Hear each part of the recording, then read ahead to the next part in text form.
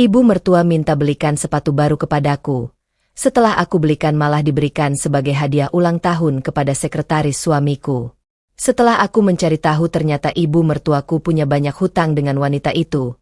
Dan salah satu syaratnya adalah supaya suamiku menjadi istrinya. Begini kisah selengkapnya. Pagi itu, aroma kopi hangat menyebar di sudut dapur rumah sederhana kami. Aku, Sela, sedang menyiapkan sarapan untuk suamiku, Mas Randy, saat ibu mertuaku datang memegang sepasang sepatu lamanya yang sudah sangat lusuh. Dengan raut wajah muram dan helaan napas yang sengaja diperkeras, beliau duduk di kursi makan sembari bergumam pelan tentang betapa malunya beliau ketika harus menghadiri acara arisan keluarga minggu depan dengan sepatu yang sudah mengelupas. Aku yang selalu berusaha menjadi menantu berbakti, langsung merasa iba dan berjanji akan mengantarkannya ke pusat perbelanjaan untuk membelikan sepatu merek terkenal yang sudah lama sangat beliau idamkan. Tanpa ragu, aku menyisihkan seluruh uang tabungan hasil jualan onlineku demi melihat senyuman di wajah ibu dari lelaki yang sangat kucintai itu. Hari yang ditunggu pun tiba ketika sepatu elegan berwarna krem itu akhirnya berpindah tangan ke pangkuan ibu mertuaku. Mata beliau berbinar penuh kebahagiaan saat memeluk kotak sepatu mahal tersebut. Bahkan beliau tak henti-hentinya memuji kebaikanku di depan Mas Randy yang hanya tersenyum bangga melihat keakraban kami. Hati wanita manakah yang tidak lumer saat merasa akhirnya diterima dengan tulus oleh keluarga sang suami setelah bertahun-tahun dianggap kurang setara. Namun, kebahagiaan itu nyatanya hanya bertahan singkat seperti embun pagi yang tersapu angin.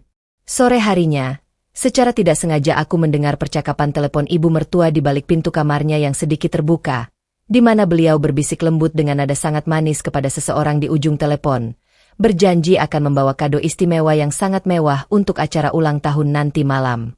Perasaanku mulai tidak tenang ketika melihat ibu mertua keluar rumah dengan terburu-buru sambil membawa tas belanja besar yang berisi kotak sepatu baru pemberianku tadi. Karena penasaran dan ada rasa ganjil yang mengganjal di dalam dada, aku memutuskan untuk diam-diam mengikuti mobil taksi yang beliau tumpangi hingga berhenti di sebuah kafe mewah di pusat kota. Di sana, aku menyaksikan dengan mata kepalaku sendiri bagaimana ibu mertua memberikan kotak sepatu itu kepada Sela. Maksudku Sheila, sekretaris pribadi Mas Randy yang selama ini tampil sangat glamor dan terkesan meremehkanku. Tatapan mata ibu mertua kepada wanita itu bukan sekadar tatapan biasa, melainkan tatapan penuh ketakutan dan rasa tunduk yang amat sangat, membuat dadaku seketika bergemuruh hebat menyimpan sejuta pertanyaan yang menyakitkan. Kebaikan dan ketulusan yang kita berikan kepada orang lain hendaknya dilandasi oleh niat yang bersih. Namun kita juga harus tetap bijak dan waspada. Tidak semua senyuman manis menandakan penerimaan yang tulus, dan terkadang kenyataan pahit tersimpan di balik topeng kebahagiaan yang dipaksakan. Rasa penasaran dan sesak di dada membuatku terpaku di balik pilar kafe mewah itu. Aku menyaksikan Sheila, sekretaris suami yang selalu bersikap dingin kepadaku, membuka kotak sepatu pemberianku dengan tersenyum sinis. Ibu mertuaku, Bu Marni, bahkan sibuk menuangkan minum dan merapikan tas Sheila seolah-olah beliau adalah seorang pelayan, bukan seorang ibu mertua dari bos di kantor wanita itu. Pemandangan itu merobek hatiku. Sepatu yang kubeli dengan menyisihkan tabungan jualan onlineku demi membahagiakan mertua, kini berpindah tangan sebagai kado mewah untuk wanita lain. Kemarahan membakar dadaku, tetapi aku menahan diri untuk tidak langsung melabrak mereka di tempat umum. Aku memilih memotret interaksi canggung dan mencurigakan itu dari kejauhan menggunakan ponselku sebagai bukti. Mengapa seorang ibu mertua harus bersikap seolah berutang budi dan ketakutan setengah mati pada sekretaris anaknya sendiri? Ketika Bu Marni pamit pulang lebih awal, Sheila sempat menatap ke arah tempatku bersembunyi sambil tersenyum miring, seolah ia tahu aku sedang mengawasinya dan sengaja memamerkan kekuasaannya. Malam harinya di rumah, aku mencoba menanyakan keberadaan sepatu itu secara halus kepada Bu Marni di depan Mas Randy. Tanpa canggung sedikitpun, Bu Marni berbohong dengan wajah tenang, mengaku bahwa sepatu itu tertinggal di taksi dan sudah hilang. Mas Randy yang tidak tahu apa-apa hanya menenangkan ibunya dan memintaku untuk tidak mempermasalahkannya lagi. Di kamar, aku menatap suamiku yang tertidur lelap, menyadari bahwa ada badai besar yang sedang mengintai rumah tangga kami dari dalam rumah ini sendiri. Kejujuran adalah pondasi utama dalam sebuah hubungan keluarga. Kebohongan yang ditutupi demi menjaga gengsi atau rahasia kelam pada akhirnya hanya akan merusak keharmonisan dan mengikis rasa percaya secara perlahan. Keesokan harinya, aku memutuskan untuk mulai mencari tahu apa yang sebenarnya terjadi antara Bu Marni dan Sheila. Aku mendatangi toko perhiasan langganan ibu mertuaku dan berpura-pura ingin melunasi pesanan beliau. Dari penjelasan pemilik toko yang jujur, terkuaklah fakta mengejutkan bahwa Bu Marni memiliki tunggakan utang ratusan juta rupiah, akibat kerap membeli barang-barang mewah dan kalah dalam arisan berantai. Selama ini beliau selalu menggunakan nama Mas Randy untuk menunda pembayaran, hingga akhirnya utang tersebut dibeli dan dilunasi oleh seseorang. Orang yang melunasi seluruh utang Bu Marni ternyata tidak lain adalah Sheila. Aku mengumpulkan bukti transfer dan surat perjanjian bodong yang berhasil kudapatkan dari kenalan di tempat pegadaian. Sheila meminjamkan uang dalam jumlah sangat besar kepada Bu Marni tanpa bunga, namun dengan satu syarat terselubung yang sangat mengerikan. Bu Marni harus menjamin bahwa Sheila bisa masuk ke dalam kehidupan Mas Randy dan menggeser posisiku sebagai istri sah. Dada serasa dihantam batu besar saat menyadari mertua yang selama ini kubela dan kuhormati ternyata tega menjajakan anaknya sendiri demi menutupi rasa gengsi dan utang piutangnya. Bu Marni menyerahkan harga diri keluarganya kepada Sheila hanya agar rahasia kebangkrutannya tidak terbongkar di mata kerabat. Aku pulang dengan langkah gontai, menyimpan dokumen-dokumen itu rapat-rapat sambil menunggu momen yang tepat untuk membongkar semuanya. Gaya hidup berlebihan yang tidak sesuai kemampuan akan menyeret seseorang ke dalam jurang kehancuran. Jangan pernah mengorbankan kehormatan keluarga hanya demi mempertahankan topeng kemewahan semu di mata publik. Konflik di rumah mulai terasa makin panas ketika Sheila makin sering datang ke rumah kami dengan alasan mengantar berkas pekerjaan Mas Randy. Bu Marni selalu menyambut Sheila bagaikan seorang putri raja, menyuruhku menyajikan minuman mewah dan menyiapkan makanan terbaik untuknya. Mas Randy sendiri terlihat agak risih dengan kehadiran Sheila yang terlalu agresif. Tetapi ia tidak enak hati merusak suasana karena ibunya terus memuji dan membela sekretarisnya itu di depan semua orang. Suatu sore saat Mas Randy sedang mandi, aku melihat Sheila mencoba menaruh sebuah sapu tangan beraroma parfum menyengat ke dalam jas kerja suamiku. Aku langsung menghampirinya dan menarik jas tersebut sebelum ia sempat melancarkan aksinya. Sheila tidak tampak panik. Ia justru menatapku tajam dan berbisik bahwa posisiku di rumah ini tidak akan bertahan lama karena ibu mertuaku sendiri yang sudah memintanya untuk menggantikanku.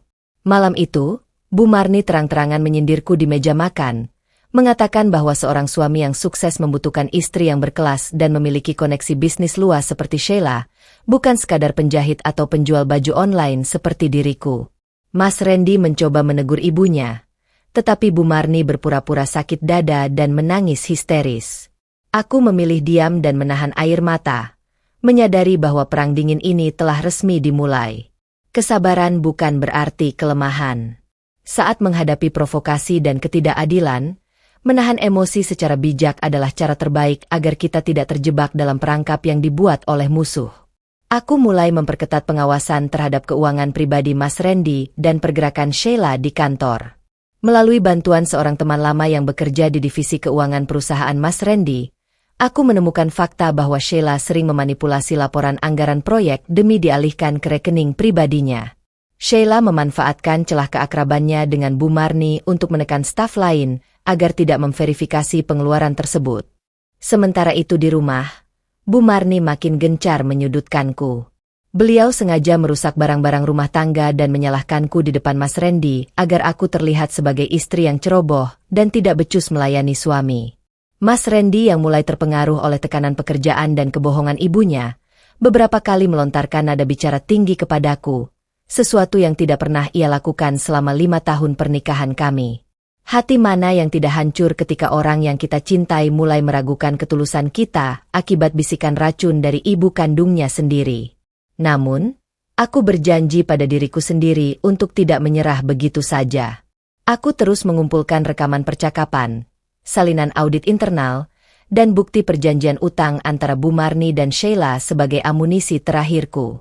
Fitnah dan manipulasi mungkin bisa mengaburkan kebenaran untuk sementara waktu. Namun, bukti dan ketulusan hati akan selalu menemukan jalannya untuk menyingkap kebohongan yang tersimpan rapat. Puncak dari rencana Sheila mulai dilancarkan saat acara ulang tahun perusahaan Mas Randy yang digelar megah. Sheila datang mengenakan gaun mewah yang senada dengan warna dasi Mas Randy, sementara Bu Marni sengaja menyembunyikan gaun yang sudah kusiapkan agar aku terlambat datang ke acara tersebut. Bu Marni ingin menunjukkan kepada para kolega bisnis bahwa Sheila lah yang lebih pantas mendampingi anaknya sebagai pasangan ideal. Ketika aku akhirnya tiba di gedung acara dengan pakaian sederhana namun rapi, aku melihat Bu Marni sedang mengenalkan Sheila kepada para direktur sebagai calon menantu masa depannya. Mas Randy tampak sangat serba salah dan berusaha menjauh dari Sheila, tetapi Bu Marni berbisik mengancam akan merusak acara jika Mas Randy tidak menuruti kemauannya. Aku berdiri di sudut ruangan, memperhatikan bagaimana sandiwara murah ini dimainkan dengan sangat rapi. Di kamar mandi gedung, aku berpapasan dengan Sheila yang dengan sombongnya memamerkan surat perjanjian utang Bu Marni yang asli. Ia menegaskan bahwa Bu Marni telah menandatangani kesepakatan. Jika utang tidak dibayar dalam 3 bulan, Bu Marni harus merestui dan membantu Sheila menikah dengan Mas Randy, atau Sheila akan melaporkan Bu Marni ke polisi atas tuduhan penipuan cek kosong. Menghalalkan segala cara demi mendapatkan cinta atau ambisi pribadi hanya akan menghasilkan ketidakbahagiaan. Cinta yang dipaksakan melalui ancaman dan utang piutang tidak akan pernah membawa keberkahan. Pernyataan Sheila di kamar mandi menjadi titik balik dalam hidupku. Aku tidak lagi merasa takut atau bersedih. Rasa sakit hati ini telah berubah menjadi keberanian yang dingin dan terhitung. Aku sadar bahwa menyelamatkan pernikahan ini bukan lagi sekadar mempertahankan suami, tetapi juga menyelamatkan Mas Randy dan keluarganya dari jeratan manipulasi wanita jahat serta kebodohan ibunya sendiri. Malam itu setelah kembali dari acara, aku mengajak Mas Randy bicara empat mata di luar rumah tanpa sepengetahuan Bu Marni. Aku memperlihatkan beberapa bukti awal mengenai perilaku Sheila di kantor dan manipulasi keuangan yang dilakukannya. Mas Randy terkejut luar biasa dan mulai menyadari bahwa ada hal besar yang disembunyikan oleh ibu dan sekretarisnya di belakang punggungnya selama ini. Mas Randy memelukku erat dan meminta maaf karena sempat terpengaruh oleh amarah dan sikap berubah-ubah ibunya. Kami sepakat untuk menyusun rencana bersama demi membongkar seluruh kejahatan Sheila, sekaligus menyelesaikan masalah utang Bu Marni secara tuntas tanpa harus mengorbankan ikatan pernikahan kami. Komunikasi yang terbuka antara suami dan istri adalah kunci utama dalam menghadapi badai rumah tangga. Ketika kepercayaan kembali dipulihkan, tidak ada intimidasi luar yang sanggup merubuhkan fondasi pernikahan. Kami memulai strategi dengan berpura-pura bahwa hubungan kami makin retak demi memancing Sheila melangkah lebih jauh. Mas Randy bersikap makin dingin kepadaku di depan Bu Marni, membuat ibu mertuaku dan Sheila merasa bahwa rencana mereka hampir berhasil sepenuhnya. Sheila yang merasa di atas angin mulai berani menyuruh Bu Marni mendesakku agar menandatangani surat cerai buatan mereka. Suatu sore, Bu Marni menyodorkan selembar kertas gugatan cerai kepadaku sambil berkata bahwa aku tidak pantas lagi berada di rumah ini. Beliau membentakku dan mengatakan bahwa Sheila sudah menyiapkan rumah baru dan melunasi semua beban hidup keluarga. Aku berpura-pura menangis dan menolak menandatanganinya, sengaja membuat Bu Marni makin emosional hingga beliau membeberkan semua rahasia utangnya secara gamblang di depan kamera tersembunyi yang sudah kupasang di sudut ruangan.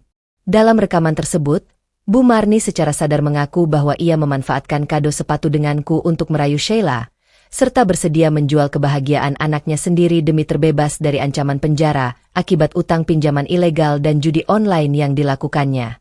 Semua pengakuan itu terekam sempurna dengan kualitas suara dan gambar yang sangat jelas. Orang yang terjebak dalam kesombongan seringkali menjadi buta akan kecerobohannya sendiri. Rasa percaya diri yang berlebihan dalam melakukan kejahatan kerap menjadi pintu masuk bagi kehancuran mereka sendiri. Keesokan harinya, Sheila mengundang Bu Marni dan Mas Randy ke sebuah restoran khusus untuk merayakan apa yang ia sangka sebagai kemenangan akhirnya. Sheila membawa map berisi dokumen pengalihan aset dan draft pernikahan yang sudah ia siapkan secara sepihak. Aku sengaja datang menyusul tanpa diundang, membuat Sheila tersenyum ejek dan merasa kasihan melihat kehadiranku. Di meja makan yang megah itu, Sheila melontarkan kata-kata pedas, menyuruhku segera angkat kaki dari kehidupan Mas Randy karena aku dianggap tidak memiliki nilai apapun dibanding dirinya yang kaya dan berpengaruh. Bu Marni ikut menimpali dengan menyuruhku sadar diri dan jangan menjadi beban bagi masa depan suamiku. Mas Randy hanya duduk tenang, menunggu sinyal dariku untuk mengakhiri drama absurd ini. Aku meletakkan sebuah komputer jinjing di atas meja dan memutar video pengakuan Bu Marni serta rekaman audit independen yang membuktikan bahwa uang ratusan juta yang digunakan Sheila untuk melunasi utang Bu Marni adalah uang hasil penggelapan dari perusahaan Mas Randy sendiri. Wajah Sheila seketika pucat pasi, sementara Bu Marni gemetar hebat menyaksikan kejahatan mereka terkelupas satu persatu di depan mata. Kejahatan yang dibungkus rapi dengan kekayaan dan kekuasaan tetaplah sebuah kejahatan. Kebenaran tidak bisa dibeli dengan uang hasil curian, dan kebohongan selalu memiliki tanggal kadaluarsa. Atmosfer di restoran seketika menjadi dingin dan mencekam. Sheila mencoba berdiri dan merebut komputer jinjingku, tetapi Mas Randy menahannya dengan tegas dan menatap sekretarisnya itu dengan tatapan penuh keputusasaan dan kemarahan. Mas Randy memanggil 2 orang petugas kepolisian dan tim auditor perusahaan yang ternyata sudah menunggu di luar restoran sejak tadi. Sheila berteriak histeris, menuduh Bu Marni yang menjebaknya dan memaksa Bu Marni mengaku bahwa ide pernikahan ini adalah murni keinginan Bu Marni sendiri. Bu Marni yang panik dan terdesak mulai menangis meraung-raung, memohon ampun kepada Mas Randy dan memeluk kakiku demi meminta maaf atas segala perbuatan kejamnya selama ini. Ibu mertuaku akhirnya menyadari bahwa wanita yang ia agung-agungkan justru orang yang merampok uang anaknya dan menghancurkan kehormatan keluarganya. Polisi langsung mengamankan Sheila atas dugaan penggelapan dana perusahaan senilai miliaran rupiah dan tindak pemerasan berencana. Sheila diseret keluar restoran di hadapan banyak pengunjung dengan wajah tertunduk malu, mengakhiri seluruh ambisi gila dan kesombongannya yang telah melampaui batas. Penyesalan selalu datang terlambat ketika nasi telah menjadi bubur. Hukum tabur tuai itu nyata. Barang siapa menanam angin kejahatan, maka ia harus siap memanen badai kehancuran. Setelah Sheila dibawa oleh pihak berwajib, suasana ruangan berubah menjadi haru dan penuh kepedihan. Bu Marni terduduk di lantai dengan air mata yang mengalir deras, menyadari betapa bodohnya beliau telah menukar menantu yang tulus dan berbakti demi seorang penipu bertopeng manis. Beliau menangis memeluk lututku, memohon agar aku tidak menyuruh Mas Randy membuangnya ke panti jompo atau memenjarakannya atas keterlibatannya. Aku berlutut di hadapan Bu Marni, memegang tangannya yang gemetar, dan menyapu air matanya dengan lembut. Meskipun hati ini pernah terluka sangat dalam oleh kata-kata dan perbuatannya, aku memilih untuk tidak membalas dendam dengan kekejaman yang sama. Aku menegaskan bahwa aku memaafkannya, tetapi beliau harus berjanji untuk berubah total dan bertobat dari gaya hidup penuh kepalsuan yang hampir menghancurkan hidup kita semua. Mas Randy memeluk kami berdua sambil meneteskan air mata haru. Ia bersyukur memiliki seorang istri yang tidak hanya cerdas dan tangguh, tetapi juga memiliki hati seluas samudera yang mampu memaafkan kesalahan sebesar apapun demi keutuhan keluarga. Memaafkan bukan berarti membenarkan kesalahan masa lalu, melainkan membebaskan hati kita dari beban kebencian. Kebesaran hati seseorang terlihat dari kemampuannya merangkul orang yang pernah melukainya saat orang itu benar-benar bertobat, beberapa minggu. Setelah kejadian mengerikan itu, kehidupan keluarga kami mulai tertata kembali secara perlahan namun pasti. Mas Randy fokus membenahi manajemen internal perusahaannya yang sempat dikacaukan oleh Sheila, sementara seluruh utang-utang Bu Marni dilunasi secara bertahap melalui pemotongan dana pribadi dan penjualan beberapa aset non-esensial secara transparan. Bu Marni mengalami perubahan sifat yang sangat drastis.